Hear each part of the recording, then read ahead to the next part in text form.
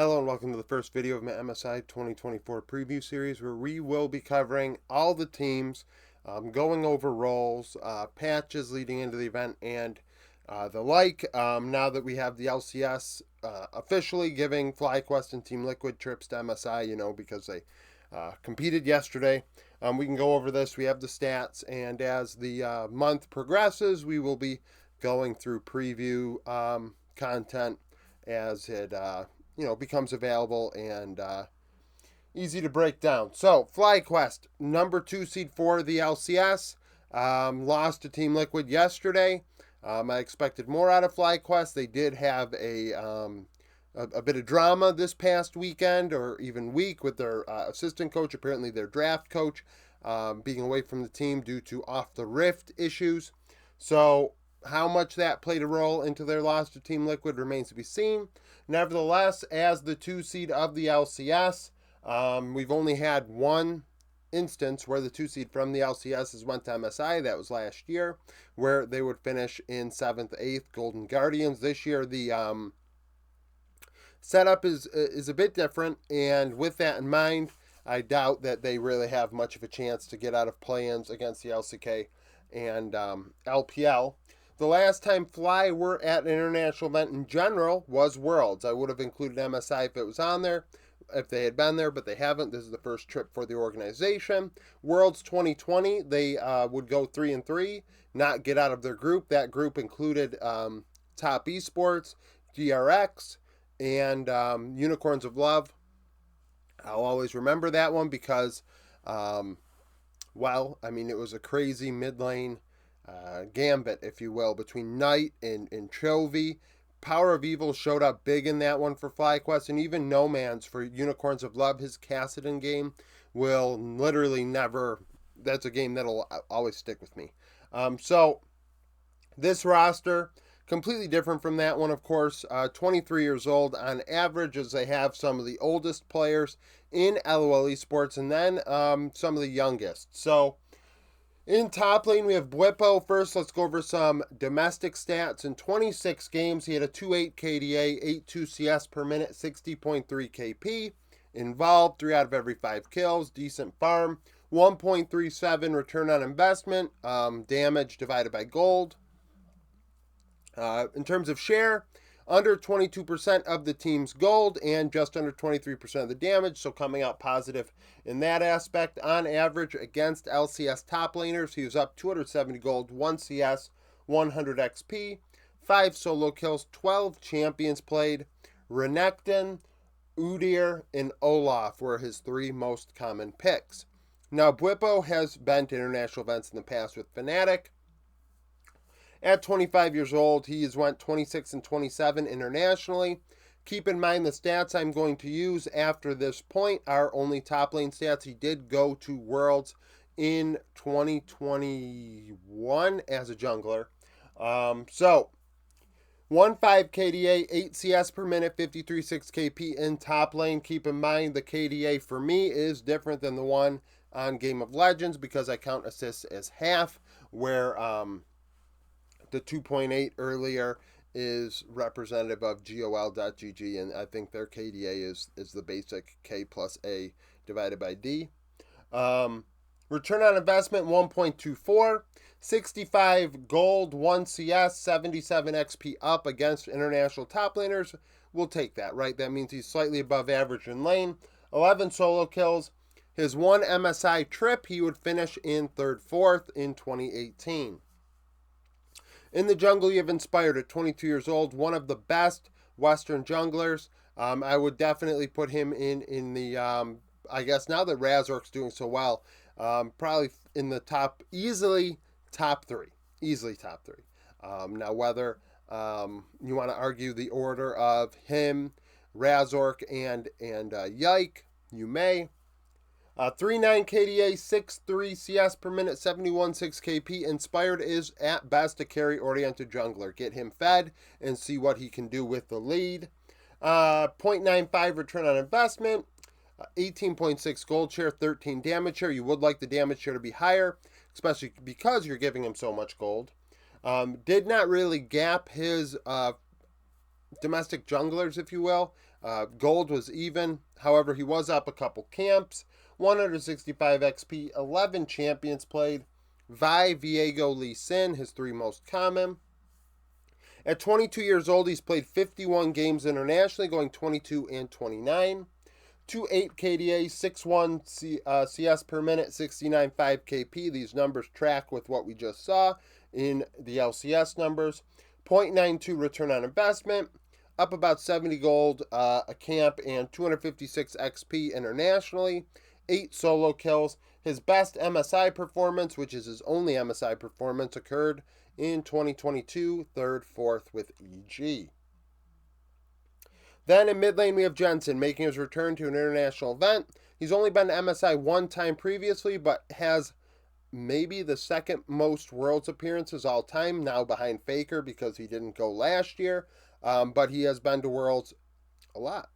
And, deserves a lot more credit, I think, in the GOAT discussion of North America because of that. Especially because most of the decent runs that we've seen internationally for LCS teams have Jensen in mid lane. So, 5 KDA, 8.9 CS per minute, 69.2 KP. Kind of sits in lane, farms, and then tries to make things happen in the mid to late game. He's a scaling type mid laner. 1.51 damage per gold, 23 gold share, about 26 damage share. Up 115 gold, down 60 XP at 15 minutes, so going even domestically, which isn't great, doesn't bode well for facing international mid laners, but at this point in his career, what do you really expect? 3 solo kills, 9 champions played, Orianna, Azir, Annie, his 3 most played. So, at 29 years old, 106 international games, a positive win rate at 56 and 50. 2.7 KDA, 9 CS per minute, 70.5 KP. He is, at least, his career spans a lot of metas. So there was a time in Jensen's earlier part of his career where he would have mid 9 CS per minute. Very, very fed when it came to getting gold. In the latter half of his international career, it's dropped off to the opposite side of 9 to about 8.5. So just keep in mind these stats are from 2015 through 2022.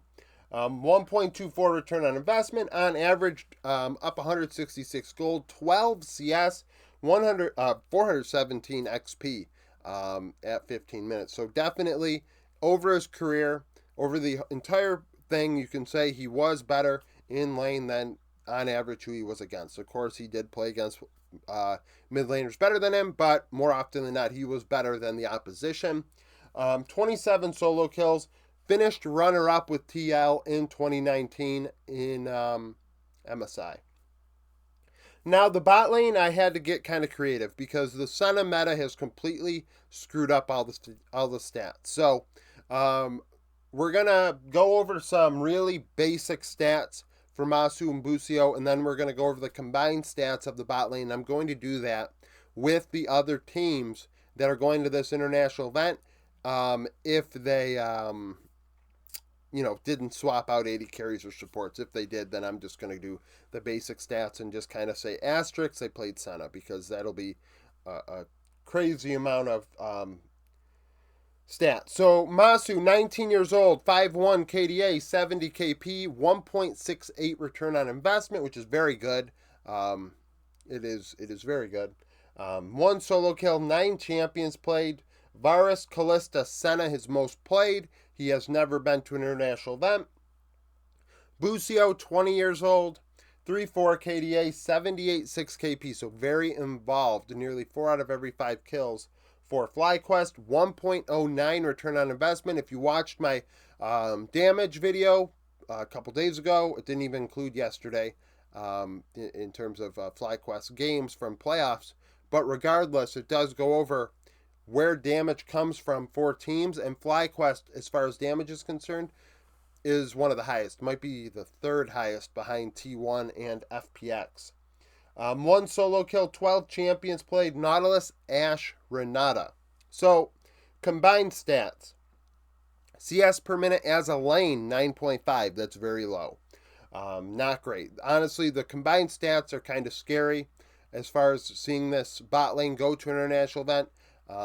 In my opinion, this is a trial run for them in that, hey, let's get some experience against much better players at a high stakes tournament, and then return for Worlds and be slightly better, right? I don't expect them to be able to lane into Elkanon or Pays and Lehens and win lane. I want them to be competitive at best, because that is my expectation.